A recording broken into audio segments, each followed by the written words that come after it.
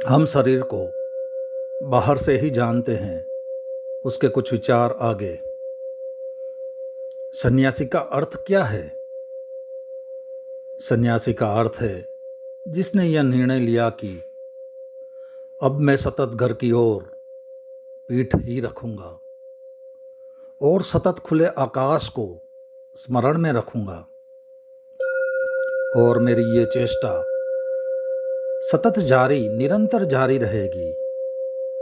उठते बैठते जागते सोते भी जहाँ तक मेरा बस चलेगा वहाँ तक मैं ख्याल रखूंगा कि मेरा मन शरीर से न जुड़े।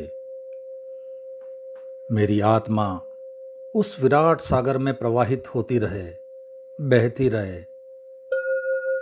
और जब मैं कहता हूँ बहती रहे, तो सिर्फ शब्द नहीं कह रहा हूँ। जब आप इसका प्रयोग करेंगे तो आपको लगेगा ही कि आप सतत बह रहे हैं। जैसे ही आपका मुंह आत्मा की तरफ होगा, आपको लगेगा आप सतत उंडेले जा रहे हैं। आप गंगा की तरह सागर में गिर रहे हैं और गिर रहे हैं। यह स्मरण बिल्कुल बना रहे, यह सतत स्मरण बना रहे। जैसे दर्पण में प्रतिबिंब दिखाई पड़ता है, लेकिन दर्पण में जो प्रतिबिंब दिखाई पड़ता है वह वास्तविक नहीं है। वास्तविक तो दर्पण में जिसमें प्रतिबिंब दिखाई पड़ता है।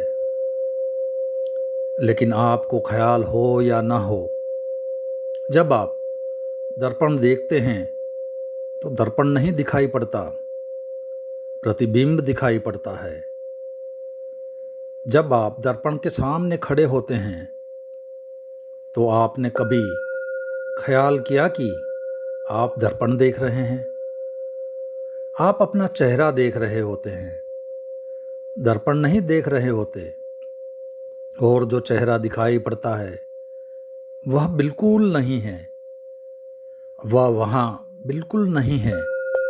और जो है वह बिल्कुल दिखाई नहीं पड़ता। अगर ऐसा दर्पण बनाया जा सके जिसमें आपको चेहरा न दिखाई पड़े, तो दर्पण आपको दिखाई ही नहीं पड़ेगा, वह तो चेहरा दिखाई पड़ता है। इससे आप अनुमान करते हैं कि दर्पण है। दर्पण आप अनुमान करते हैं क्योंकि चेहरा दिखाई पड़ रहा है, लेकिन दिखाई चेहरा पड़ता है, दर्पण दिखाई नहीं पड़ता।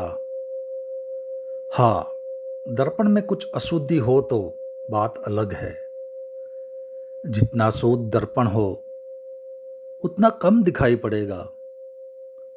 अगर हम बिल्कुल निर्दोष दर्पण बना सके तो वह हमें बिल्कुल दिखेगा ही नहीं। महाभारत की सारी कथा ऐसे ही निर्दोष दर्पण के बनने से हुई है।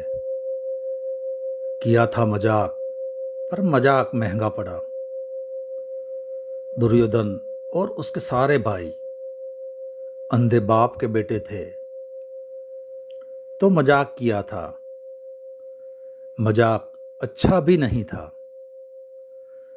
क्योंकि जिस मजाक से दूसरे को चोट पहुंचे वह मजाक कम, हिंसा ज़्यादा हो जाती है। तो पांडवों ने बनाया था एक मकान, निमंत्रित किया था अपने चचेरे भाइयों को। मकान में ऐसे दर्पण लगाए थे जो बड़े निर्दोष थे। दर्पण इतने निर्दोष थे कि दिखा ही नहीं पड़ते थे कि दर्पण है। तो अगर दर्पण दरवाजे के सामने लगा था तो दरवाजा दिखाई पड़ता था, दर्पण दिखाई नहीं पड़ता था।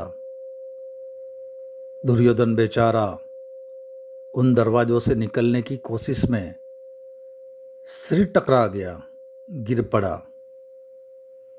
द्रौपदी हंसी। उस हंसी से सारा महाभारत पैदा हुआ।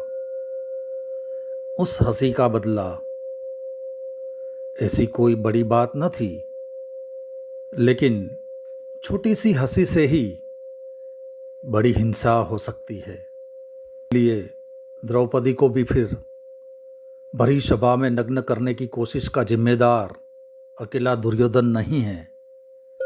द्रौपदी की हंसी भी उसमें उतनी ही सम्मिलित है। मूल कारण वही है, अंधे का बेटा है, इसीलिए दिखाई नहीं पड़ता। होगा ही ऐसा, क्योंकि अंधे का बेटा है, इसीलिए हंसी की गिरोगे ही। जहां दरवाजा नहीं वहां दरवाजा देख रहे हो। पर बात कुल इतनी थी कि बहुत निर्दोष दर्पण का उपयोग किया गया था, तो दर्पण तो दिखाई नहीं पड़ता, जो प्रतिबिंब पड़ता है वही दिखाई पड़ता है। ऋषि कहता है, हे निर्दोष, दर्पण में जैसे प्रतिबिंब दिखाई दे, वैसे ही जिसमें इस जगत का भास दिखाई पड़ता है, भीतर जो हमारी आत्मा है वह निर्दोष दर्पण है। यह सारा जगत उसमें दिखाई पड़ता है, तो हम इस जगत को पकड़ने दौड़ पड़ते हैं, लेकिन वह दर्पण हम नहीं देखते हैं जिसमें यह दिखाई पड़ता है, जिसमें यह झलकता है। आज बस इतना ही, बाकी अगले अध्याय में।